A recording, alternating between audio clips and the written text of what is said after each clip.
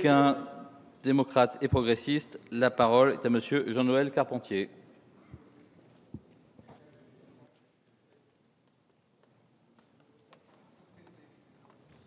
Merci, Monsieur le Président. Madame la Ministre, la hausse des crédits de la mission Culture est une bonne chose. Il était temps qu'elle survienne. Madame la Ministre, permettez-moi de le dire, notre majorité l'a demandé, cette hausse, avec insistance depuis bientôt 2 ans. Préserver et enrichir la création artistique et le patrimoine, favoriser la diffusion des idées, voilà un devoir fondamental qui doit plus que jamais guider notre action politique. La culture, l'art, la création sont les moteurs d'une démocratie en mouvement. L'oublier, c'est ouvrir les brèches à la bêtise, à l'obscurantisme, au fanatisme. Après plusieurs années de baisse, il était donc indispensable de préserver la culture des restrictions budgétaires. Mais je ne peux pas vous suivre dans la description cataclysmique que fait l'opposition de l'état de la culture dans notre pays.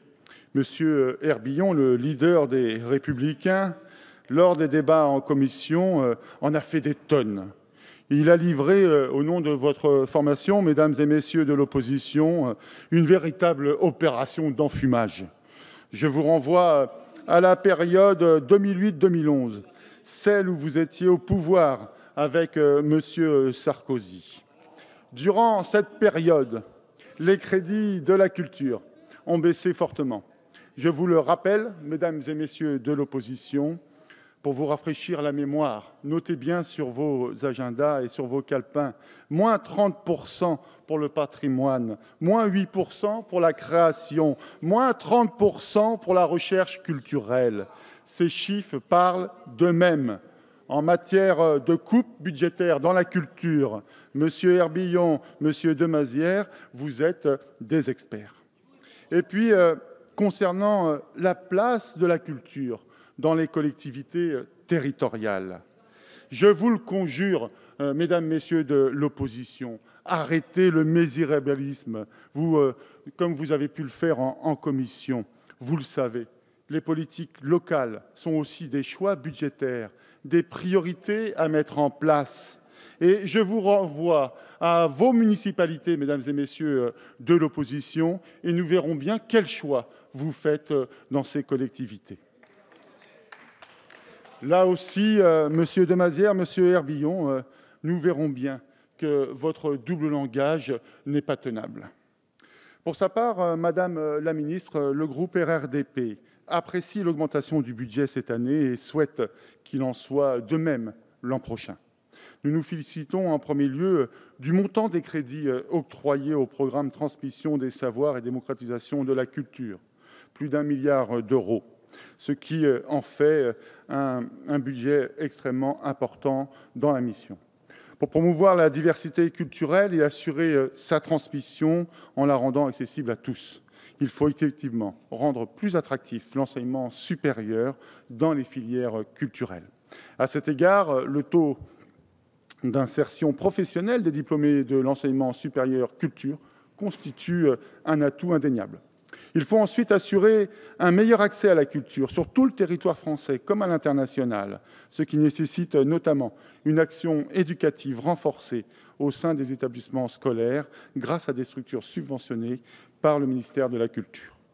En 2013, 30% des enfants scolarisés en ont bénéficié. Ils seront 42% en 2016. C'est une bonne orientation. Néanmoins, il faudra également veiller à nouer les collaborations positives avec les collectivités territoriales. Les crédits du programme 131 consacrés à la création sont en légère hausse. Ainsi, l'État sanctuarise notamment les crédits destinés aux artistes bénéficiant pour la première fois de commandes, d'acquisition et d'aide à la création. Quant aux crédits consacrés au patrimoine, la hausse est forte, 16% par rapport au PLF 2015. L'effort concerne particulièrement le patrimoine archéologique. Pourtant, le reste du patrimoine ne doit pas être négligé, c'est vrai. Nombre de musées en ont besoin. Il faut un soutien important, un soutien financier, je crois, devenu urgent. Ce constat peut d'ailleurs s'articuler à la politique gouvernementale visant à améliorer l'accès de tous les publics au patrimoine culturel sous toutes ses formes. Évitons donc les contradictions entre les objectifs et les moyens budgétaires. Il faut améliorer les conditions d'accueil du public, en particulier des jeunes, dans nos grands lieux de culture. À cet égard, l'ouverture facilitée de nos joyaux, que sont le Louvre, le château de Versailles ou le musée d'Orsay aux groupes scolaires, est une action particulièrement bienvenue du gouvernement. En effet, l'éducation à la citoyenneté, à l'esprit critique, à la liberté suppose la connaissance de l'art et une pratique culturelle régulière, et ce, dès le plus tôt possible. Enfin, les institutions relevant du groupe 175 disposeront des moyens accrus pour proposer aux volontaires du service civique citoyen de la culture des missions favorisant l'accès de tous aux œuvres patrimoniales. C'est un bel objectif. Voilà, Monsieur le Président, les remarques que je souhaitais apporter au débat de ce soir. Au total, le gouvernement a souscrit des engagements qui vont dans le bon sens et qui corrigent un peu les baisses antérieures. Madame la ministre, nous voterons votre budget en vous demandant d'augmenter de nouveau l'an prochain. Je vous remercie. Merci, Monsieur Carpentier. La parole est à Monsieur François de